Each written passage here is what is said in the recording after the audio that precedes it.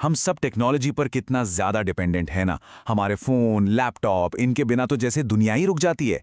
लेकिन कभी सोचा है कि जब ये गैजेट्स पुराने हो जाते हैं, बेकार हो जाते हैं, तो इनका आखिर होता क्या है? ये जाते कहाँ हैं? तो आज के इस विश्लेषण में हम इसी सवाल की गहराई में उतरेंगे और ये सारी जानकारी हमें मिली है विशेषज्ञ पवन सिंह की तैयार की गई सामग्री से, जिनका संपर्क नंबर है 8141824876। तो चलिए फटाफट देख लेते हैं कि अगले कुछ मिनटों में हम क्या क्या जानने वाले हैं। हम शुरुआत करेंगे इस डिजिटल कब्रिस्तान की समस्या से, फिर इसके अंदर छुपे खतरों को समझेंगे और फिर देखेंगे कि कैसे इसी कचरे को एक कीमती खजाने में बदला जा सकता है। ठीक है, तो सीधे मुद्दे पर आते हैं। सबसे पहले ये समझना बहुत जरूरी है कि ये ई वेस्ट मतलब इलेक्ट्रॉनिक कचरा आखिर है क्या और इतना सारा आता कहां से है। देखिए, ई वेस्ट का दायरा हमारी सोच से कहीं ज्यादा बड़ा है। हमारे पुराने टीवी, कंप्यूटर, फोन, अरे वो बेकार पड़े चार्जर, केबल और बैटरियां भी, ये सब कुछ इसी प्रॉब्लम का हिस्सा है। ये कचरा लगातार हमारे घरों से, दफ्तरों से और फैक्ट्रियों से निकलता ही जा रहा है। अब बात करते हैं उस पहलू की जिसके बारे में हम शायद ही कभी सोचते हैं, इन डिवाइसेस के अंदर छिपे हुए खतरों की। और ये जानना बेहद जरूरी है क्योंकि इसका सीधा कनेक्शन हमारी सेहत से है। ये बात वाकई चौंकाने वाली है कि हमारे रोज के इस्तेमाल वाले डिवाइस असल में खतरनाक केमिकल्स का एक कॉकटेल हैं। लेड और मर्क्यूरी जैसे तत्व दिमाग को नुकसान पहुंचा सकते हैं और कैडमियम से किडनी फेल तक हो सकती है। जब तक डिवाइस चल रहा है तब तक ये सेफ हैं, लेकिन कचरे में पहुंचते ही ये जहर बन जाते हैं। तो सवाल ये उठता है कि ये जहरीले पदार्थ डिवाइस से बाहर निकलकर हमें अफेक्ट कैसे करते हैं। इसकी पूरी प्रक्रिया आप समझिए एक खतरनाक चेन रिएक्शन जैसी है। जब इन चीज़ों को यूं ही फेंक दिया जाता है तो ये जहरीले केमिकल्स धीरे धीरे मिट्टी में रिसते हैं और फिर हमारे पानी के सोर्स में मिल जाते हैं। अगर इन्हें जला दिया तो जहरीली गैसें हवा में फैल जाती हैं और आखिर में यही जहर पानी और मिट्टी के जरिए घूम फिरकर हमारी फूड चेन में शामिल हो जाता है। तो अब जब हम इस खतरे की गहराई को समझ चुके हैं तो सवाल है, इसका हल क्या है? अच्छी बात यह है कि इन खतरनाक चीज़ों को संभालने के लिए एक बहुत ही सिस्टमैटिक और सेफ तरीका मौजूद है। सबसे जरूरी, सबसे पहला कदम है कचरे को वहीं अलग करना जहां वो पैदा हो रहा है। इसे 3 कैटेगरी में बांटा जाता है। एक, वो जिन्हें ठीक करके दोबारा यूज किया जा सकता है। दूसरी, वो जिनसे कीमती मेटल्स निकाले जा सकते हैं। और तीसरी, वो जिन्हें सुरक्षित तरीके से नष्ट करना जरूरी है। ऐसा करने से हम ज्यादा से ज्यादा चीजें बचा पाते हैं।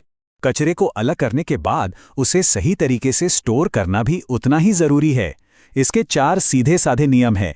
जगह सुरक्षित हो ताकि चोरी ना हो, सही लेबल लगा हो ताकि पता रहे कि अंदर क्या है, मौसम से बचा हो ताकि केमिकल्स लीक न करें और एक के ऊपर एक रखने की एक लिमिट हो ताकि उपकरण टूटे नहीं। देखिए, जो लोग इस काम को करते हैं उनकी सेफ्टी सबसे पहले आती है।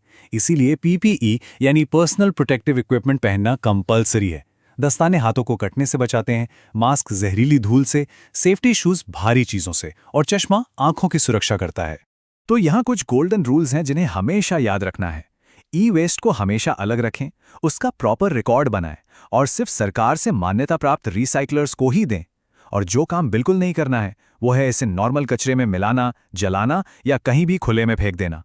फिजिकल खतरे के साथ साथ एक डिजिटल खतरा भी है, हमारा पर्सनल डेटा।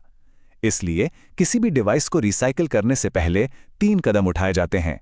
सॉफ्टवेयर से डेटा को पूरी तरह डिलीट करना, हार्ड ड्राइव को फिजिकली तोड़ देना और आखिर में इसके नष्ट होने का एक सर्टिफिकेट लेना।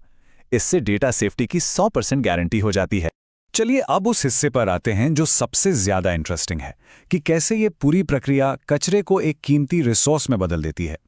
ये सिर्फ वेस्ट मैनेजमेंट नहीं है, ये एक तरह की शहरी खदान है, अर्बन माइनिंग।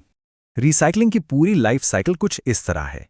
कचरा इकट्ठा होता है, फिर उसके पुर्जे पुर्जे अलग किए जाते हैं जिसमें से सोना, चांदी और तांबे जैसी कीमती धातुएं निकाली जाती हैं। और जो खतरनाक कचरा बच जाता है उसे पूरी तरह सेफ तरीके से डिस्पोज कर दिया जाता है। ये सब कुछ नियमों के एक बहुत ही सख्त दायरे में होता है।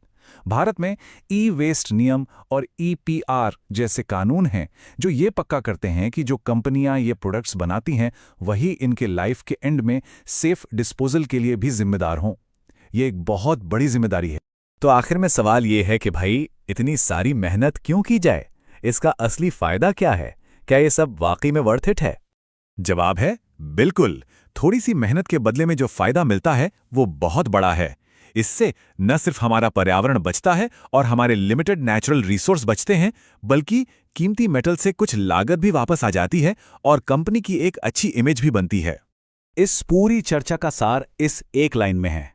ये सिर्फ कचरा मैनेज करना नहीं है, बल्कि ये रिस्क को कम करने, रिसोर्स को बचाने और एक सस्टेनेबल फ्यूचर बनाने की एक लगातार चलने वाली कमिटमेंट है। तो आगे का रास्ता एकदम साफ है। सही ट्रेनिंग, कचरे का सही सेपरेशन और सिर्फ ऑथोराइज्ड रिसाइकलर्स का इस्तेमाल। इन कदमों से हम एक ग्लोबल प्रॉब्लम को एक अवसर में बदल सकते हैं और अपने डिजिटल फ्यूचर को सही मायनों में टिकाऊ बना